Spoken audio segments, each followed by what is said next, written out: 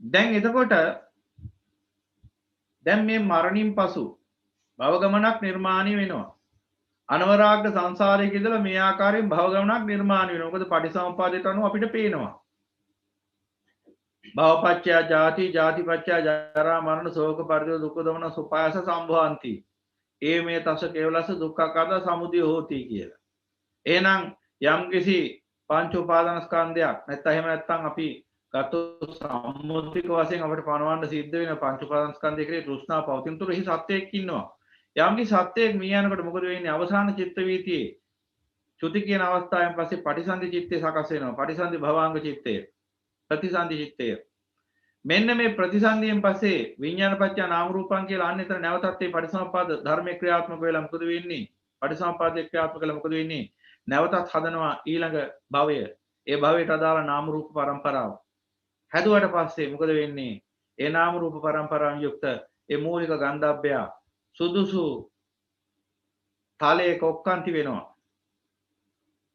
ඒ සංජාතිකය මව් කුසක නම් යුක්තාණුවට ඔක්කාන්ති වෙන ඇවිල්ලා ගන්ධබ්බ ඔක්කාන්ති හොන්තිය කියලා.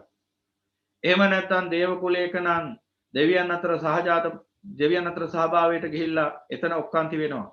නිරේ නම් නිරේට ඇදිලා ගිහිල්ලා එතන ඔක්කාන්ති වෙනවා. ඔක්කාන්ති වෙනවා කියන්නේ එතන පහළ වෙනවා. එතන ಜಾතිය ලබනවා. ඊට පස්සේ තමයි අබිනිබ්බන්ති අනාදී වශයෙන් එතනින් එහාට වැඩිලා ආයතන සකස් වෙලා විද්‍යමාන සත්‍යයක් වශයෙන් පේන්න ගන්නෙ. එහෙනම් පින්වතුනි මෙන්න මේ විදිහට මෙන්න මේ විඥාන ප්‍රත්‍යයෙන් නාම රූප සකස් වෙද්දී මේ විඥානයේ පිහිටන ආකාර හතක් ගැන බුදු පියාණන් වහන්සේ දේශනා කරනවා. මෙන්න මේ ගැන දැනගන්න එක ඔබට මහත් වටිනා වූ දහම් න්‍යායන් අවදි කරගන්නට උපකාර වෙන නිසා මම ඒ ගැන කියන්න හිතුවා. මහා නිදාන සූත්‍රයේ සප්ත විඥානට්ඨිති යනාදි වශයෙන් මේ විඥාන පිහිටන තැන් සතක් ගැන ආකාර සතක් ගැන බුදු පියාණන් වහන්සේ දේශනා කරනවා. මේ ගැන දැනගන්න එක අතිශය වටිනවා ඔබට. මේ හොඳට මතක තියාගන්න මේ කිසිම විඥානයක් ඒ තැන පිහිටන්නේ ගිහිල්ලා දෙවියන් වහන්සේ හෝ මහා බ්‍රහ්මයා හෝ මෞංකාරයෙක් හෝ සිද්ධ කරන ක්‍රියාදාමයක් නිසා නෙමෙයි. අන්නර ක්‍රියාදාමයට අනුකූලව. අවිද්‍යාව පත්‍ය සංඛාර සංඛාර පත්‍ය විඥානං විඥාන පත්‍ය නාම රූපං යන ආදී වශයෙන්. එහෙනම් මේ සත්ත්ව විඥානට්ඨිති විඥානයේ පිහිටන තැන් හත ගැන දැනගත්තාම ඔබට මේ පටිසමුපාද මේ සත්‍යය භවෙන් භවයට ගමන් කරනවා කියන මේ විඥානයේ භවෙන් භවයට ගමන් කරනවා ආත්මය භවෙන් භවයට ගමන් කරනවා කියන මේ සෑම දෘෂ්ටියකින්ම නිදහස් වෙන්න පුළුවන්කම ලැබෙනවා. එහෙනම් ඔන්න ඒ සත්ත්ව විඥානට්ඨිති හොඳට අහගන්න. තංසුනාත සාදුකං මනසිකරොත මේ විඥානයේ පිහිටන තැන් හත මේ 31 තලයේ මෙන්න මේ හතේ පිහිටනවා. මුල්ම එක සන්තානන්ද සත්තා නානත්ත කාය නානත්ත සංඤිනෝ සියතාපි මනුස්සා ඒකච්චේව දේවා ඒකච්චේව විනීපාතිකා අයම් පඨමා විඥානට්ඨිති අයම් පඨමා විඥානට්ඨිති ආනන්ද මෙන්න මේ විඥානයේ පිහිටන තැන් හතෙන් පළමුවෙනි පිහිටීම නොඑක් ශරීර ඇත්තා වූද නොඑක් සංඥා ඇත්තා වූද පිහිටීමක් තියෙනවා. ඒ කියන්නේ නොඑක් ශරීර සහිතව නොඑක් සංඥා සහිතව විඥානයේ පිහිටන ආකාරයක් තියෙනවා. නානත්ත කාය නානත්ත සංඥා නානත්ත කාය නානත්ත සංඤිනෝ කවුද? මිනිස්සු දෙවියෝ සහ සතර අපාගත සතුන්. මේ මනුස්ස සහ දේව සහ මේ සතර අපාගත සත්වය තුළ විනීපාතිකා කියන සතර අපාගත සතුන්. මෙන්න මේ අය තුළ නානත්ත කායන් දකින්න ලැබෙනවා. ශරීර වශයෙන් එකිනෙකාට වෙනස්. ඊළඟට නානත්ත සංඥා හැඟීම් වශයෙන්ුත් එකිනෙකාට වෙනස්. ශරීර වශයෙන්ුත් වෙනස්, හැඟීම් වශයෙන්ුත් වෙනස්. එහෙනම් ඔන්න පළමුවෙනි පිහිටීම නානත්ත කාය නානත්ත සංඤිනෝ. මනුෂ්‍ය ලෝකය, දිව්‍ය ලෝකය සහ සතර අපාය. ඔන්න ඔය කියන කාමාවචර ලෝකවල තමයි මේ නානත්ත කායන් නානත්ත සංඥාවන් සහිත සත්වය අපිට මුණ ගැහෙන්නේ. එහෙනම් අන්න විඥානයේ පිහිටන පළමු තැන. ඊට පස්සේ අපිට දකින්න ලැබෙනවා సంతాන අන්ද සත්තා නානත්ත කායා ඒකත්ත සංඤිනෝ සේයතාපි දේව බ්‍රහ්මකායිකා පඨමාභි නිබන්තා පඨමාභි නිබ්බත්තා අයන් ဒ ුතිය විඥාන තිති පඨමාභි නිබ්බත්තා අයන් ဒ ුතිය විඥාන තිති මෙන්න ඊළඟට දකින්න ලැබෙනවා අපට නානත්ත කායන් සහිත ඒකත් සංඥාවෙන් යුක්ත සත්‍යය. ඒ කියන්නේ විවිධ කායන් ශරීර වශයෙන් එකිනෙකා හැබැයි සංඥාවෙන් හැඟීමෙන් එකිනෙකාට සමානයි. මෙහෙම කොටසකුත් තියෙනවා. දැන් පින්වතුනි දැන් මේ ගැන කියද්දි මට පොඩි තවත් වැදගත් අහංකාරණාවක් ගැන සිහිපත් කරන්න හිතුණා. දැන් මේ වෙනකොට ලෝකයේ ඔබ දන්නවා NASA ආයතනය ඇමරිකාවේ. මේ හොයනවා ලෝකෙ විවිධාකාර පිටසක්වල විවිධාකාර තව සත්ත්වෝ ඉන්නවා දියුණු ಜಾති ඉන්නවාද මේ බුදුදහමෙම ඉන්න මේ බුදුදහම මේ උපතින්ම මේ බෞද්ධ කියන පිරිස පවා මේ සමාජයට බෞද්ධ හැබැයි ඒ අය මේ අසිරිමත් වූ සම්මා සම්බුදු පියාණන් දේශනා කරන මේ ධර්මයට වඩා අර විද්‍යාඥයෙක් කොහෙන් හරි දුරේක්ෂයකින් හරි බලලා කිව්වනම් මොකක් හරි ඒක තමයි ඇත්ත. කොහෙට හරි රොකට් එකක් ගැව්වා අපි රොකට් එකක් වල මෙන්න මෙහෙම තොරතුරක් ගත්තකොත් ඒක තමයි ඇත්ත.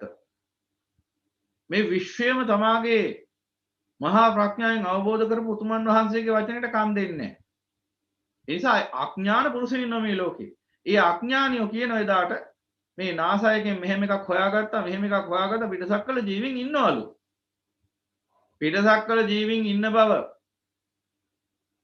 බුදු පියාණන් වහන්සේ වසර දහස් ගානකට පෙර කියලා තියෙනවා. පිටසක්වල ගියාම මොන සක්වලක් ගැනද මේ දන්නේ? මහා සහස්‍ර ලෝක ධාතු 100ක් කෝටියක් චක්‍රාවට බිලියනයක් චක්‍රාවට කරලා තියෙනවා.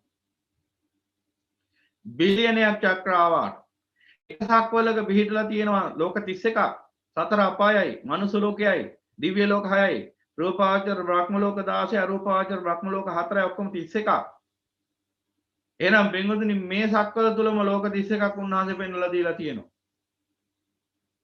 සියලු හේතු සාධක ඇතුව ඊළඟට එබඳු සක්වල තල දහසක් එකතු වුණාම සකස් වෙන සහස්‍ර ලෝක ධාතු හේවත් චූලනිකා ලෝක ධාතුව ගැන උන්වහන්සේ පෙන්වලා දීලා තියෙනවා. සහස්‍ර විඤ්ඤාපන ලෝක ධාතු සූත්‍රය අරගෙන බලන්න පුළුවන් කැමති කෙනෙක්ට.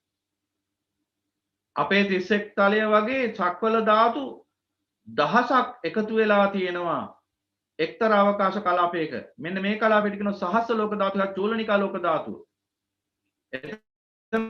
චක්‍රාවාට ඊළඟට මෙබඳු චක්‍රාවාට පොකුරු නැවත දහසක් ඒ කියන්නේ 10000ක් වෙහිදීලා තියෙන කලාපයක් තියෙනවා. ඒ කලාපයට කියනවා මජ්ක්‍ධිම මහා ලෝක ධාතු හේවත් ද්විසහස්‍රී ලෝක ධාතුව. ඒකේ තියෙනවා චක්‍රාවාට දසලක්ෂයක්. ඊළඟට මෙන්න මේ චක්‍රාවාට දසලක්ෂයේ පොකුරු නැවත දහසක් දසලක්ෂයව දහසක් විහිදිලා තියෙන කලාපයක් තියෙනවා. ඒ අවකාශ කලාපයට කියනවා ත්‍රිසහස්‍රී මහා ලෝක ධාතුවවත් මහා සහස්‍රී ලෝක ධාතුව. ඒකට තමයි කියන්නේ 100ක් මේ මහා ලෝක සක්වල බිලියනයක් චක්‍රාවට කලාපයටයි කියන්නේ බුද්ධ ක්ෂේත්‍රයවත් අපගේ සම්මා සම්බුදු පියාණන් වහන්සේගේ ආඥා ක්ෂේත්‍රය කියන්නේ එක සම්මා සම්බුදු පියාණන් වහන්සේ කෙනෙක්ගේ ආඥාව පවතින කලාපය අවකාශ කලාපය. එතකොට බින්දුතුනි ධර්මයේ දක්වලා දිනවා පැහැදිලිවම මේ 100ක් කෝටිය සක්වල තුලම මනුස්ස ලෝක දිව්‍ය ලෝක බ්‍රහ්ම ලෝක ඒ සංඛ්‍යාවෙන්ම පවතිනවා. මේ 100ක් කෝටිය සක්වල තුල මනුස්ස ලෝක 100ක් කෝටියක් පවතිනවා. බිලියනයක්. එහෙනම් මේ විදිහට පැහැදිලිව ධර්මයේ දේශනා කරලා තියෙන ඕනතරම් සූත්‍ර දේශනා ඇසුරින් පෙන්වන්න පුළුවන් මේ කියන කාරණාව. අති ගැඹුරට පෙන්වන්න පුළුවන් මේ සක්වලේ දිගපළල ගැන. මේ සක්වලේ වසන්නා අනිකුත් සත්‍යය ගැන සහ මේ සක්වලෙන් පිට වසන්නා අනිකුත් සත්‍යය ගැන. එහෙම තියෙද්දී කන් දෙන්නේ නැහැ ධර්මයට නිගරු කරමින් ඒ ධර්මයේ දිහා සැකයෙන් බලමින් අර ඊටාම අල්ප ඥානයක් ඉදිකට තුඩක් තරම් ඥානයක් තියෙන මිනිස්සෙක් කියන එකක්ම පිළිගන්නවා ඇත්ත කියලා. බලන්න තියෙන අවාසනාවක මහත. දැන් පිටසක්වල ජීවීන් හොයනවා. රොකට් යවනවා. චන්ද්‍රිකා යවනවා ජීවීන් ඉන්නවද කියලා බලන්න. මේ කියන ජීවීන් හැට පේන අයද? සහ මේ කියන දෙවියෝ බ්‍රහ්මයෝ ඔය කියන යන්ත්‍ර වලින් බලන්න පුළුවන්ද? මොනතරම් ලාමකද? ඔය යන්ත්‍ර වලින් දකින්න පුළුවන් දුරකද ඒ කට්ටිය ඉන්නේ. ඒ වගේම ඔය යන්ත්‍ර වලට ගෝචර වන තලයකද එයා ඉන්නේ. දැන් ලෝකේ ප්‍රේතයෝ කියලා කොටාසයක් ඉන්නවා. දැන් මිත්‍යා දෘෂ්ටිකයෝ පිළිගන්නේ නැහැ මේවා. ඇයි ඒ? කොහෙද ඔය ප්‍රේතයෝ ඉන්නේ? එහෙනම් ඉන්නවනේ අපටත් පේන්න එපයි කියලා. මිත්‍යා දෘෂ්ටිකයෝ ඉන්න එහෙමයි පිළිගන්නේ නැහැ ඒක. ප්‍රේතයෝ කියලා කොටාසයක් නැහැ බොරු කතා. ප්‍රේතයෝ කෝ ඉන්නවනම් අපටත් පේන්න එපයි. අද වෙනතුරු ලෝකෙ කිසිම යන්ත්‍රයක් හදාගත්තේ නැහැ ප්‍රේතයෙක් දකින්න. ඒ නිසා ප්‍රේතයෝ නැහැ. මීට කාලෙකට ඉස්සෙල්ලා ලෝකේ මේ සුත්‍ර ජීවියා කියලා එකෙක් ඉන්න බව දැනගෙන හිටියේ නැහැ. සුත්‍ර ජීවියා. ඒ නිසා මොකද වුනේ? සුත්‍ර ජීවීන් කියලා જાතියක් හිටියේ නැහැ. ඔය බැක්ටීරියා වෛරස් දිලීර වලින් හටගත්තා වූ රෝග වලට ඒ කාලේ කිව්වේ එක්කෝ දෙවියන්ගේ රෝගයක්, තෝරා ගන්න බැරි අභව්‍ය රෝගයක්, මොකක් හරි අභිරහස් රෝගයක්. ඇයි ඒ? මේ වෛරස් බැක්ටීරියා යනාදී වශයෙන් මේ සුත්‍ර ජීවීන් කොටාස මේ සත්‍යව මේ ශරීර ලෙඩ කරනා වූ මේ ඊටාම කුඩා ජීවීන් ඉන්න බව දැක්කේ නැහැ. පිළිගත්තේ නැහැ. දැනුමක් තිබුණේ නැහැ ගැන. පස්සේ කාලෙක නමුත් මේ අන්වීක්ෂය ආදී යන්ත්‍ර උපකරණ හොයාගද්දී විවිධාකාර විද්‍යාඥයෝ ලිපාස්චා ආදී විවිධාකාර විද්‍යාඥයෝ මේ ගැන හෙළි කරාදී අන්න පිළිගත්තා. අන්න ඉන්නවා දැන් සුත්‍ර ජීවියා. අන්න අනුක ජීවියා ඉන්නවා. ඉතින් මේ ඕනනම් වසර 200ක් ඇති හොයාගෙන. හැබැයි මීට වසර දහස් ගානකට පෙර 2600කට වැඩි කාලයකට පෙර ඒ අසිරිමත් වූ සම්මා සම්බුදු පියාණන් වහන්සේ දේශනා කරනවා ඒකේචිපාන භූතත්ති තසාවා තහවරාවා අනවශේෂා දීගාවායේ මහන්තාවා මජ්ජිමා රස්සකා අනුක තූලා අනුක ජීවිය ගැන අන්න කරණීයමෙත සූත්‍රයේ තියෙනවා. සුද්‍ර ජීවිය ගැන. දැන් බුදු පියාණන් වහන්සේ දේශනා කරාට මදි. විද්‍යාඥයෝ සොයා ගන්න ඕන. එදාට තමයි පිළිගන්නේ. බුදු පියාණන් වහන්සේ දේශනා කරන මේ සප්ත මහා සාගරයේ මැද්දේ ඉන්න විශාල මත්ස්‍ය තුන්දෙනෙක්. තිමිල පිංගලේ අජ්ජාරෝහණය කියලා. යොදුන් ගණන් දිග මාළුවෝ. යොදුන් 100 ගණන් දිග මාළුවෝ. හැබැයි අද වෙනතුරු කිසිම යන්ත්‍රයකටවත් විද්‍යාඥයෙකුටවත් ඒ මාළුන්ව දකින්න ලැබුණේ නැහැ.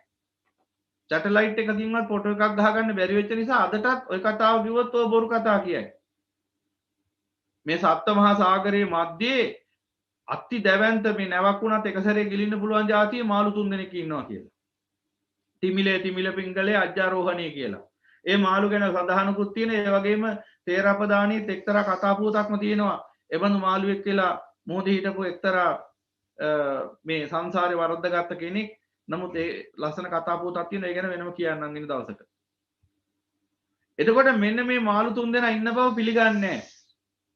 හැබැයි කවදා හෝ දවසක විද්‍යාඥයෙක් ඔය බටහිර විද්‍යාඥයෙක් ෆොටෝ එකක් ගහගෙන හරි මොකක් හරි ක්‍රමයකින් මෙන්න මෙච්චර ලොකු මාළුවෙක් ඉන්නවා අන්න එදාට පිළිගන්නවා. එහෙම තමයි අඥානයේ හැටි. ශ්‍රද්ධාවෙන් තොරයි. තථාගත සම්මා සම්බුදු පියාණන් වහන්සේගේ අවබෝධය පිළිබඳව සැකයි. ඒ නිසා තමයි පිටුතුනි මේ බොහෝ ප්‍රශ්න වලට උත්තර නැති මිනිසයන්ට තථාගතයන් වහන්සේ පිළිබඳව සැකයක් නැති ඒ ප්‍රඥාවන්ත ශ්‍රද්ධාවයි ප්‍රඥාවයි සද්ධානුසාරී ධම්මානුසාරී කියන අංග දෙකෙන් වැඩිච්ච සත්ගුණවත් සත්පුරුෂ ප්‍රඥාවන්තයට කිසිම ප්‍රශ්නයක් නැහැ ලෝකේ ගැන. මුළු විශ්වයම දකින්න ධර්මයේ තුලින්. සියල්ල දකින්න. මොකද සියල්ල සියල්ල දුටු සම්මා සම්බුදු පියාණන් වහන්සේ මේ ධර්මයේ දේශනා කළේ. ඒ අසුරෙන් සමස්ත විශ්වයම විනිවිද දකින්නවා. අර ලෝකෙම අතබුලක්ෂේ දකින්නාසේ කිව්වා වගේ.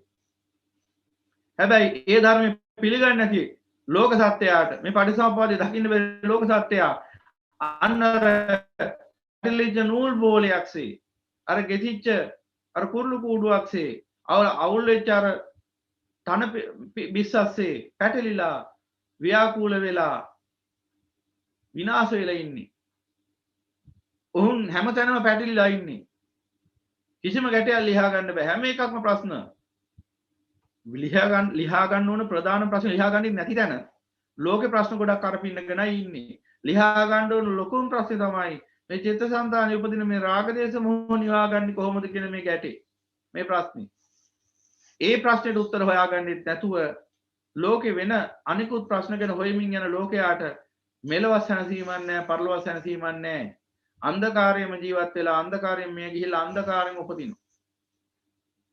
එච්චරයි වෙන්නේ. එහෙනම් දැන් ඔන්න ඔය කිව්ව විදිහට එහෙනම් බුදු පියාණන් වහන්සේ ඒ සියල්ල ගැන දේශනා කරලා තියෙන්නේ. හැබැයි පිළිගන්නේ නැහැ අයියේ. බුදු පියාණන් වහන්සේ දේශනා කළේ. උන්වහන්සේගේ නාමය ඉස්සරහා නැහෙනි. විද්‍යා උපාධි ගෞරව උපාධි එක වෙන්න ඇති. සබ්බූපති පටිනිස්සග්ගෝනි. තථාගතයන් වහන්සේ එලිසා වෙන්න ඇති. ඉතින් එහෙනම් ඔන්න බුදු පියාණන් වහන්සේ මේ ඔය නාසා හරි කවුරුන් නොවේ හොයන ප්‍රශ්න වලට උත්තර දීලා තියෙන උන්වහන්සේ පිටසක්කල ජීවීන් ඉන්නවද නැද්ද කියලා ඔච්චර රොකට් වල බඩ ඔය ආකාශය පල්ලට ගිහිලා විනාශ වෙන්න අවශ්‍ය නැහැ.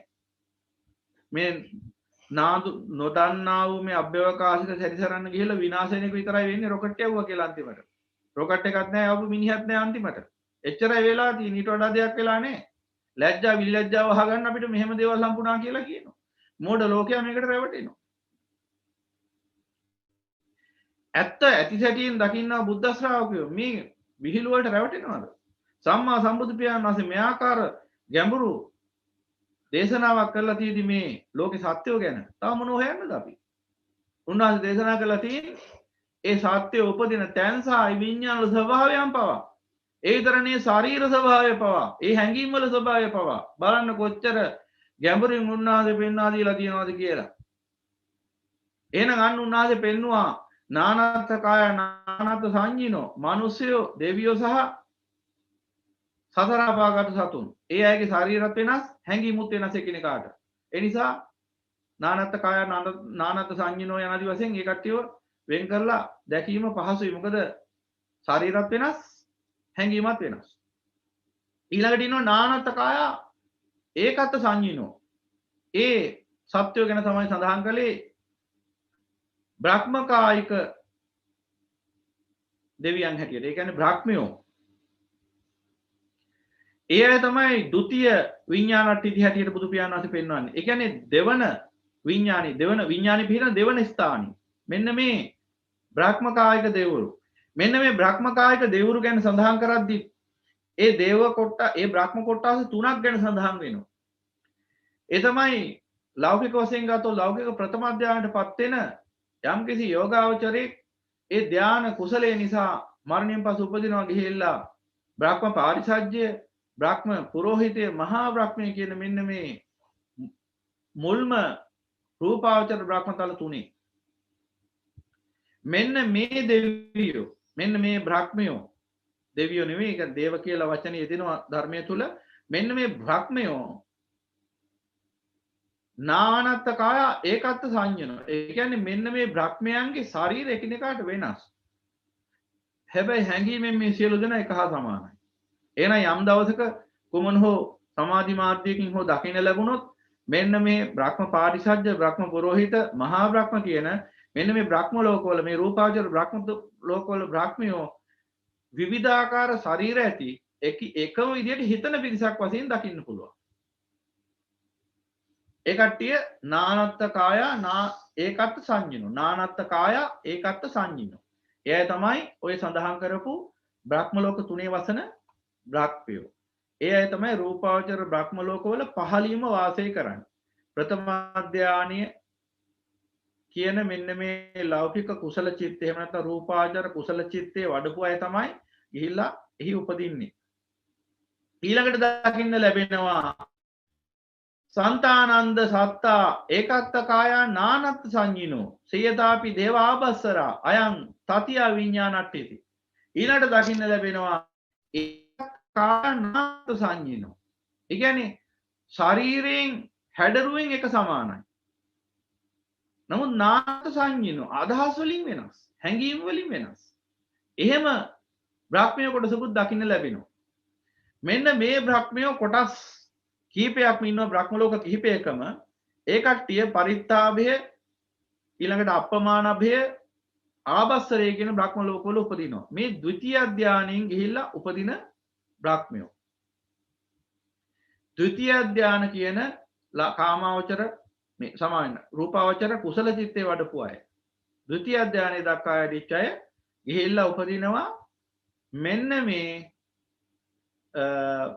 පරිත්තාභය අපමණය ආභස්සර කියන බ්‍රහ්ම තලවල මෙන්න මේ අයගේ හැඩය අන්න අර කිව්ව විදිහයි මොකද්ද ඒකත්ත කාය නානත්ත් සංඤිනෝ යම් කිසි කෙනෙක් සමාධියෙන් දැක්කොත් මෙන්න මේ කියන පරිත්තාභය අපමානභය ආභස්සර කියන බ්‍රහ්ම ලෝකවල දෙවියෝ ඒ අයගේ ඔක්කොගෙම ශරීරය එක වගේ හැඩරුවෙන් එක සමානයි හැඟීම් වලින් අදහස් වලින් විතරයි කෙනෙකුට වෙනස් වෙන්නේ දැන් අපි උදාහරණයක් ගත්තොත් අපිට නිකන් දල වශයෙන් මම මේ පුංචි උදාහරණයක් ඔබට කියන්නම් දැන් අපි අර චීන ජාතික වශයෙන් ගත්තොත් එහෙම චීන ජාතිකයන්ගේ තියෙනවා ඒකීය ශරීර වගේ හැඩරුවක් ඒ කියන්නේ චීන ජාතිකයෝ 100ක් ගත්තොත් ඔක්කොම නිකන් එක වගේ හැබැයි අදහස් වලින් හැඟීම් වලින් කෙනෙකුට වෙනස් මම පුංචි නිකන් උදාහරණයක් කිව්වේ දැන් ඒ වගේ මේ යම් කිසි ආකාරයකින් මේ පරිත්තාභය අපමානභය ආවසර කියන බ්‍රහ්ම ලෝකවල ඉන්න බ්‍රහ්මයන්ව සමාධියකින් හරි දකින්න ලැබුණොත් දකින්න ලැබෙන්නේ අන්න අර කියන ක්‍රමයට කොහොමද ශරීර වලින් එක සමානයි අදහස් වලින් වෙනස් වූ ඒකත්ත කාය නානත් සංඤිනෝ අයන් තතියා විඥානට්ඨිති මෙන්න විඥානයේ පිටර තුන්වෙනි ස්ථානේ තුන්වෙනි ආකාරය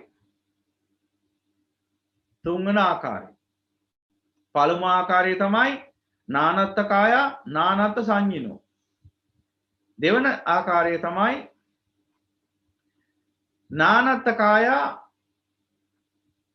ඒකත්ත සංඤිනෝ තුන්වෙනි ආකාරය තමයි ඒකත්ත කාය නානත්ත සංඤිනෝ දැන් හතරවෙනි ආකාරය තමයි සත්තානන්ද සත්තා ඒකත්ත කාය ඒකත්ත සංඤිනෝ සයතාපි දේවා සුභකින්නා අයං චතුත්ති විඥානට්ඨිති හතරවන විඥානයේ පිහිටීම තමයි විඥානයේ පිහිටන හතරවන ආකාරය කියන්නේ සිත පිහිටන හතරවෙනි ආකාරය තමයි මෙන්න මේ ඒකත්ත කාය ඒකත්ත සංඤිනෝ කියන ආකාරය.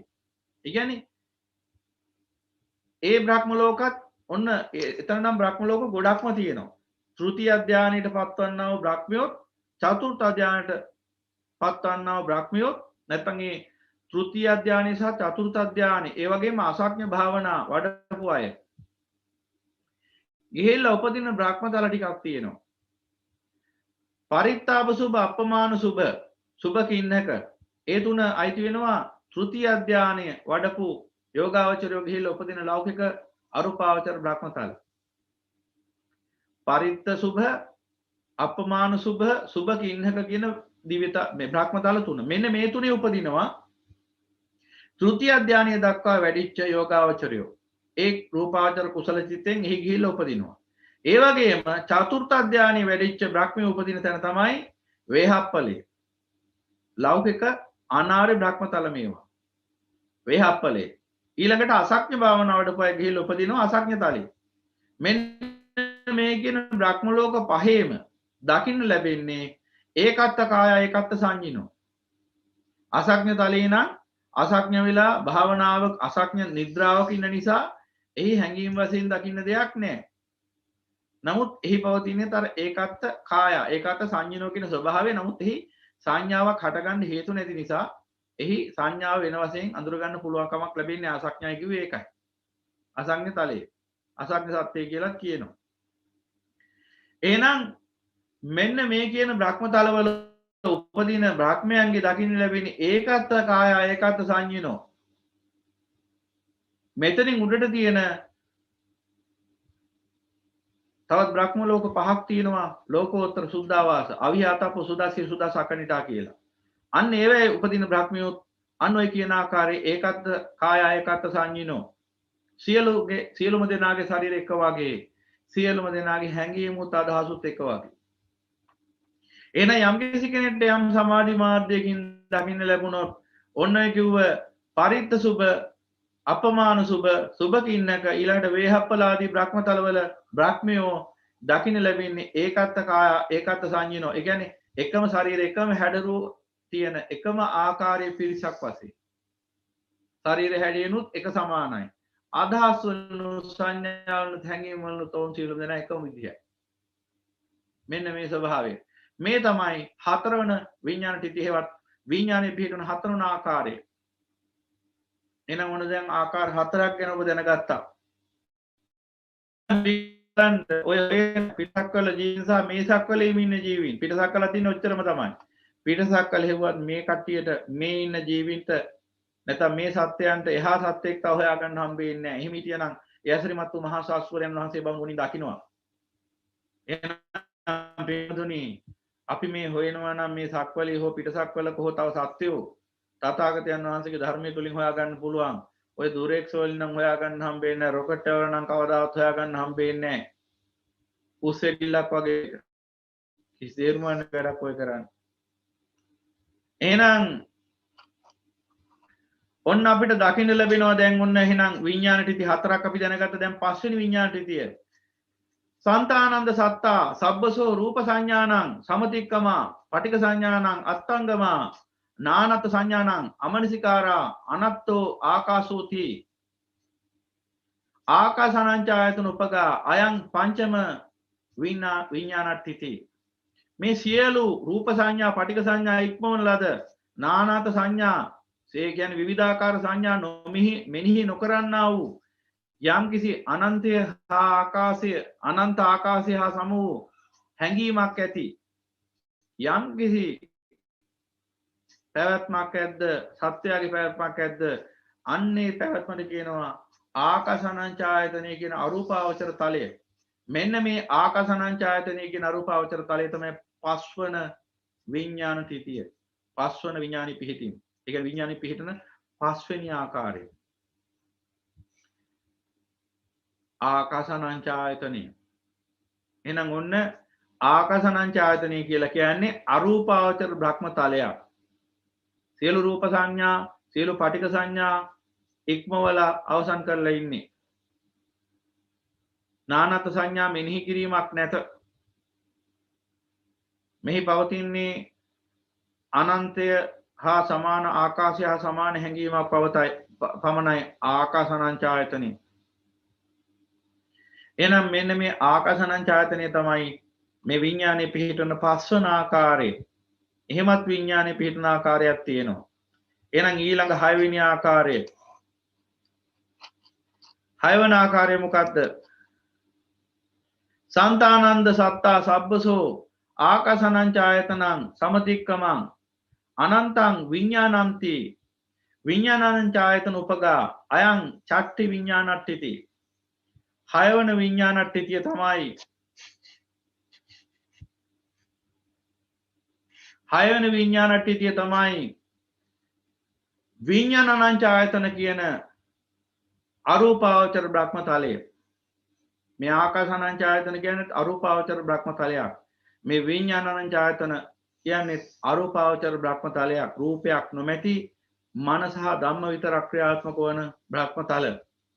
මේ 6 වන ආකාරයේ විඥානයේ පිහිටන විඥානංචායතනය මෙහි ආකාශය අනන්තයි කියන හැඟීමත් ඉක්මවල ගිහිල්ලා අනන්තය දක්වා පවතින්නේ විඥානයක් පමණයි කියන හැඟීමෙන් යුක්ත වාසය කරනව බ්‍රහ්මියෝ ඉන්න තැන. සමාපatti වශයෙන් ගත්තහමත් ඒකමයි. ඒ බ්‍රහ්ම තලයේ ස්වභාවයත් ඒකමයි. එහෙනම් විඥානංචායතනය කියන්නේ අනන්තය හා සමාන සිතක් ඇත කියන හැඟීමෙන් යුක්ත වාසය කරන්නා වූ අරූපාවචර බ්‍රහ්ම තලය. අරූපාවචර බ්‍රහ්මියෝ ඉන්නා බ්‍රහ්ම තලය. මේ තමයි විඥානයේ පිහිටන 6 වෙනි ආකාරය. බලන්න දැන් ඔබ දකින්නවා කාම රූප අරූප කියන ආකාර තුනටම මේ විඥානයේ පිහිටලා තියෙන ආකාරය. ඊළඟට 7 වන ආකාරය මොකද්ද? සන්තානන්ද සත්තා සබ්බසෝ විඥානංචායතනං සමතික්කමං නත්ති කිංචේහි ආකින්චනංචායතනං උපගා අයං සත්තමී විඥානට්ඨිති. මේ 7 වන විඥානට්ඨිතිය 7 වන ආකාරයේ මේ විඥානයේ පිහිටන මේ 31 තලයේ ඒ තමයි මෙන්න මේ ආකින්චනංචායතනය කියන අරූපාවචර බ්‍රහ්ම තලය. එහෙනම් ආකින්චනංචායතනය කියන බ්‍රහ්ම තලය සහ ඊළඟට නේව සංඥා නා සංඥායතන කියන බ්‍රහ්ම තල දෙකේම ඔන්න ඔය ස්වභාවයයි පවතින්නේ.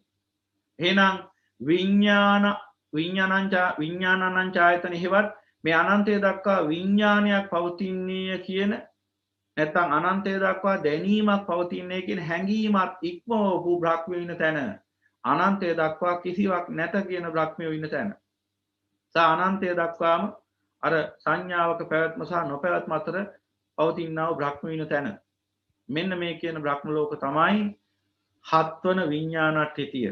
ඒ කියන්නේ හත්වන ආකාරයේ මේ විඥානයේ පිහිටන මේ 31 තලයේ. එහෙනම් දැන් ඔබ දැක්ක ආකාර හතක්. එහෙනම් පින්වතුනි මතක තියාගන්න යමක්. ඔය විඥාන හතම සකස් කරේ දෙවියෝ නෙවෙයි, බ්‍රහ්මයෝ නෙවෙයි, සරබලධාරී මෞංකාරයෙක් නෙවෙයි. ඔය විඥාන හතම සකස් කරේ අවිජ්ජා පත්‍ය සංඛාරා. අවිජ්ජා පත්‍ය සංඛාරා. ඔතනින් කාමාවචර ලෝකවල විඥානය සකස් කරේ පුඤ්ඤාභි සංඛාර මගින්. ඒ වගේම රූපාවචර බ්‍රහ්මතලවල විඥානය සකස් කළේ පුඤ්ඤාභි සංඛාර මගින්. පුඤ්ඤාභි සංඛාරයෙන් තමයි කාමාවචර විඥානත් රූපාවචර විඥානත් සකස් කරන්නේ. ඊළඟට සතර අපාගත විඥාන සකස් කළේ අපුඤ්ඤාභි සංඛාර මගින්.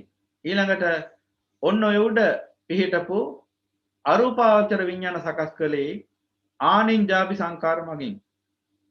එහෙනම් බලන්න මේ ආකාර හතේම විඥාන සකස් කරලා තියෙන්නේ සංඛාර මගින්. සංඛාර පත්‍ය විඥාන.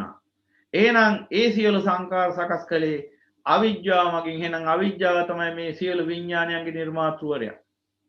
අවිජ්ජා ප්‍රත්‍යයෙන් සංඛාර හටගත්තා, සංඛාර ප්‍රත්‍යයෙන් විඥාන හටගත්තා. ඊළඟට මේ විඥාන තුලින් නාම රූප සකස් වුණා. එහෙනම් මෙතන කවුරුවත් කරපු දෙයක් තියනවද බලන්න? කිසිවෙක්ගේ ක්‍රියාකාරීත්වයක් මෙහි පවතින්නේද? සත්වයේ පුද්ගලයේ ආත්මයක් විසින් සිදු කරන්නක් මෙහි පවතින්නේද? යනාදි වශයෙන් ඔබ නුවණින් බලන්න ඕන දැන්. එහෙනම් ඒ අනුසාරයෙන් ඔබ මේ ධර්මයේ දකිනකොට ඔන්න දකිනවා මේ නාම රූප පත්‍ය විඥානං කියන ක්‍රියාවලිය තුල පවතින පටිච්චසමුප්පාදය. අර භවයට සත්‍යයේ ගමන්ය භවයෙන් භවයේ විඥානී භවයෙන් ආත්මයක් ගමන් කරන්නේය. එසේ පහළවන්නා වූ නාම රූපයන් සත්‍යයක පුද්ගලයක ආත්මයක් යන මේ සේරම දෘෂ්ටි ටික පහවෙල යනවා. මේ අතහාර්ථය හොඳින් නුවණින් හේපත් කරද්දී හොඳින් ප්‍රඥාවෙන් දකිද්දී. එහෙනම් අපි යනවා දැන් ඊළඟ කොටසට. මීට එහා තව විස්තර කළ යුතු විග්‍රහයන් ටිකක් තියෙනවා. මම මේ වෙලාවේ කරන්න යන්නේ නැහැ ටික. ඉදිරියේදී පටිච්චසමුප්පාදය ගැන තව ටිකක් අපි ගැඹුරට යන්න. ක්‍රමානුකූලවයි ගැඹුරට යන්න ඕනේ. එක සැරේ ගිහිල්ලා දියඹට බැස්සහම නැවත ගොඩ එන්න බැරි වෙන්න පුළුවන්. ඒ නිසා ක්‍රමානුකූලවයි අපි මේ දියඹට බැහැ ගන්න ඕන.